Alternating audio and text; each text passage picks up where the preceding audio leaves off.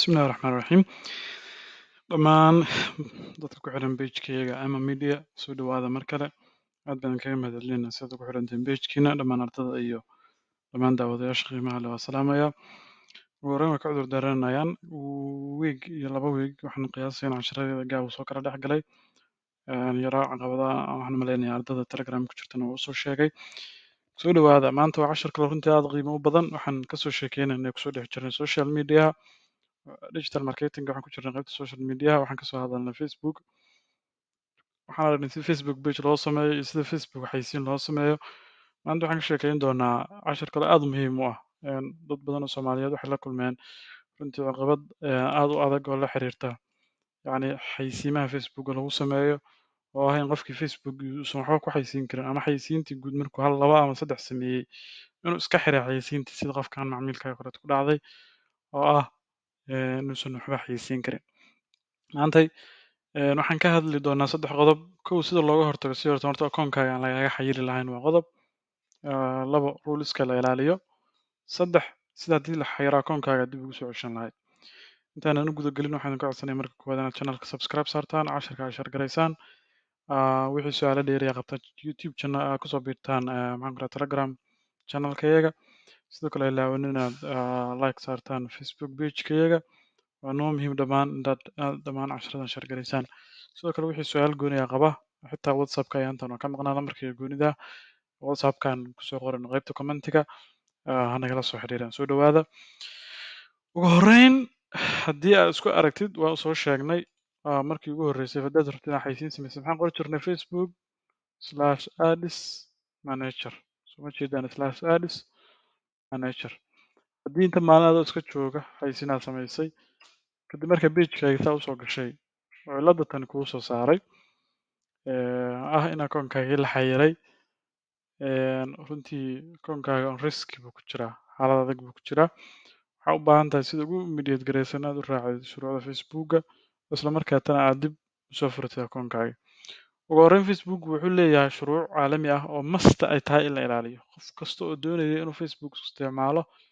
xayeysiin ku isticmaalo waa must inuu ilaaliyo waxaa la yidhahdaa Facebook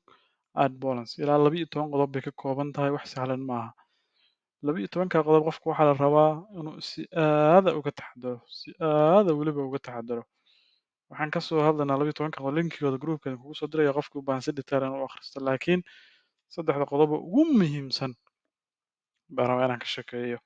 aan halkan kasoo qaado Soomaalidu waxay iska moodaa wax allaala waxay rabaan bay iska xayeysiiyaan haddana si allaala sida ay rabaan bay u xayeysiiyaan sidoo kaleeto waxaan sheegi doonaa qodobo looga hortago Facebook hadduu akoonkaaga kaaga xayiro ma aha inaad 100% aad shuruucda ku ciyaartay sometimes si khaladana wuu kaaga xiri karayaa marka labadaba way isugu jiraan marka ugu horreyn qodobada haddaan ku hormarno qodobka ugu muhiimsan uguna horreeya waa qodobka 4 FFU iyo waxaa markaa kasoo tagtid contentiga mamnuuca ah inaa xayeysiisid waa prohibited content waxyaabaha Facebooka mamnuuc ka ah waxyaabahaas community standardska gooyaan waxaa ka mid ah waxyaabahan oo dhan waa ka mid illegal product and service waxyaabaha ganacsiyada aan sharciga ahayn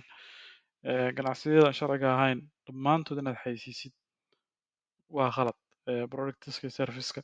waxaa ka mid ah waxyaabaha xuquuqa ku jiro discriminational practice waxaa ka mid ah sida waxyaabaha diin iyo color iyo religion iyo age iyo waxaas oo dhan tabaakadaa ka mid ah waxyaabo badan runtii halkaan ku jiraan waxaa ka mid ah adultiska dad badan waxaa laga yaabaa hubkaa ka mid ah hubka laguma xayeysiin karo Facebooka waxaa kaloo sidoo ka mid ah personal attribute-ka ka mid ah waxaa personal attribute-ka in badan baan waxaan maleeyaa inaad aragteen yacni waa wax si gooni ah yacni qof shakhsi ah loogu maagayo ama race ha ahaado ama religionkiisa ha ahaado ama age-kiisa ha ahaado waxyaabaha kaloo ka mid ah misinformation-ka ka mid ah haddii lagu report gareeyo misinformation-ka waxyaabaha reporting-ka uu ka yimaado buu ku jiraa waxyaabaha kale ka mid ah non-functional landing pages dadka waxaa laga yaabaa website aan jirin ama waxyaabo khiyaali website ay ku jiraan inaad wax ku xayeysiisid waxaa kaloo ka mid ah oo aad iyagana runtii muhiim u ah aan rabay inaan idin tuso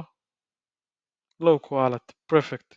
rule number 3 baa la low quality waxyaabaha ugu badan ee Soomaalida qabsata low quality waa maxay waa picture-ka aad soo dhigaysid maxaan ku rahdaa wax ku xayeysiinaysid picture-kaas inuusan low quality ahayn low quality la dhowr waxood bay ka fiiriyaan picturekaas inuu wuxuun gooni ah sheegay xog aan dhammaystirnayn. Yacni haddii crop uu ku jiro matalan waxaad leedahay haddaad rabto inaad waxaan dheeriga aragtida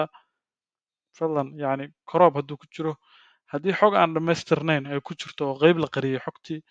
waxaa ka mid ah maxaan ku rahdaa sawir laftirkiisu low quality uu yahay oo wixiisa baan jirin. Qodobkan waa qodobka ugu badan oo lagu xiro Facebookyada. Sababtoo dadka sawir un bay iska soo gelinayaan, sawirka ma fiirinayaan. Waxaa ka mid ah in wuxuuna uu ku yaalla calaamado dad kale leeyihiin baa ka mid ah. Waxaan rajeynayaa inaad aad u akhrin doontaan qodobadan iyagoo dhan. Waxaa sidoo kaleeto aad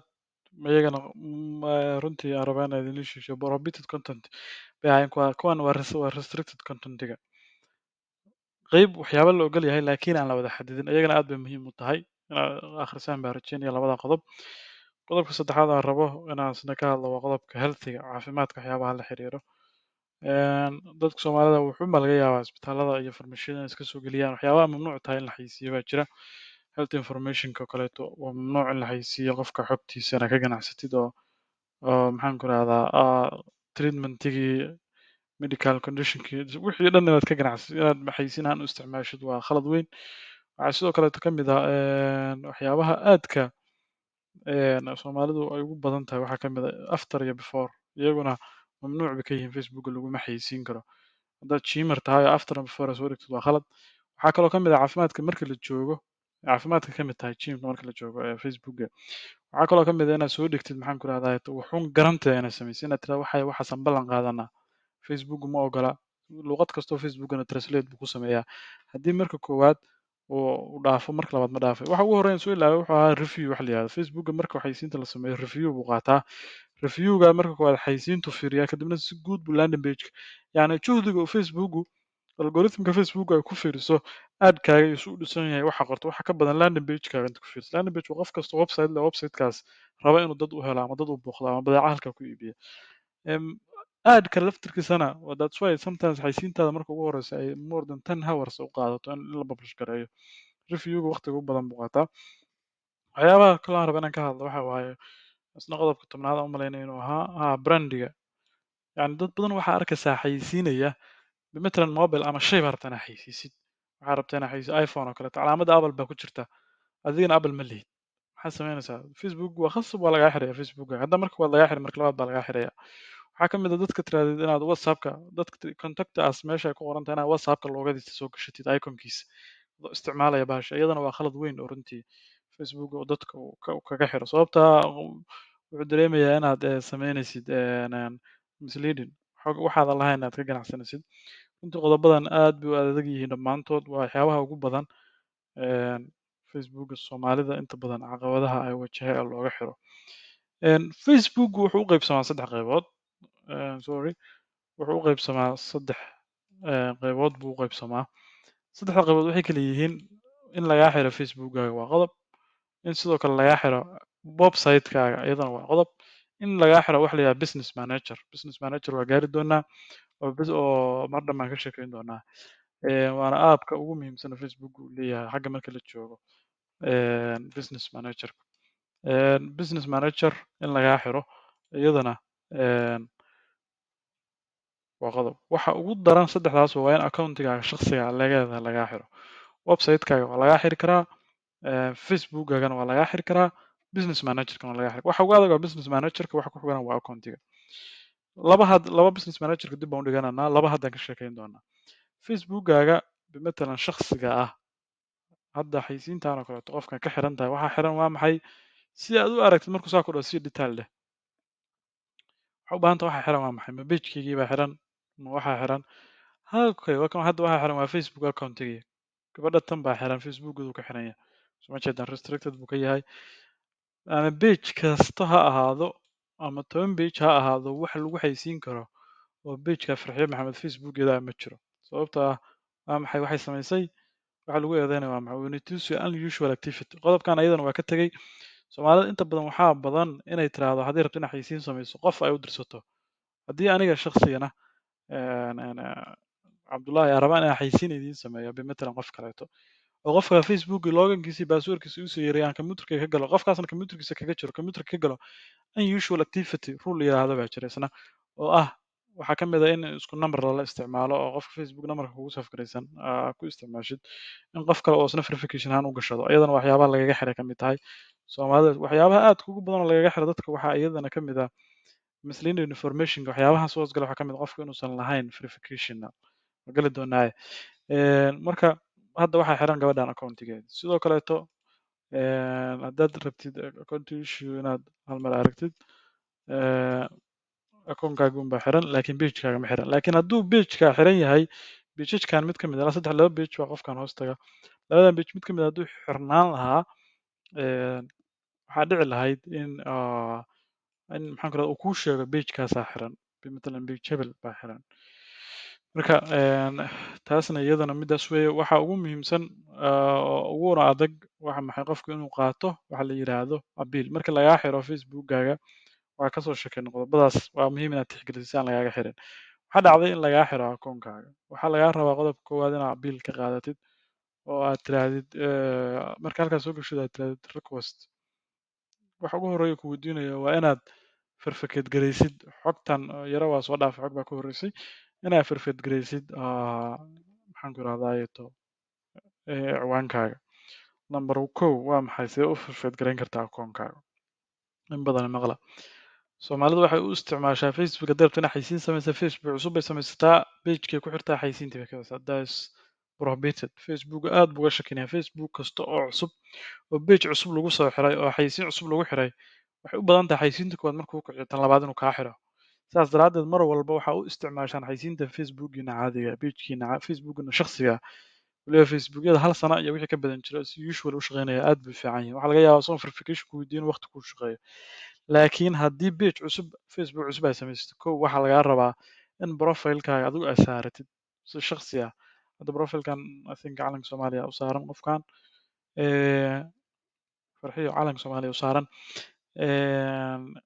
farxiyo kaliya intay ku jirtaa iyada noo ogolaatay inaan xaysiinta inaan ku sameyno sharaxaada cashirkeedan waxa ugu horreeya waa maxay in profilkeeda ay saarato second waa maxay inay wixii verificate garayso see bay u verificate garaynaysaa waxaa lagaa rabaa documentigeeda saxda ah ee iyadu ay leedahay inay gashato akoonkeeda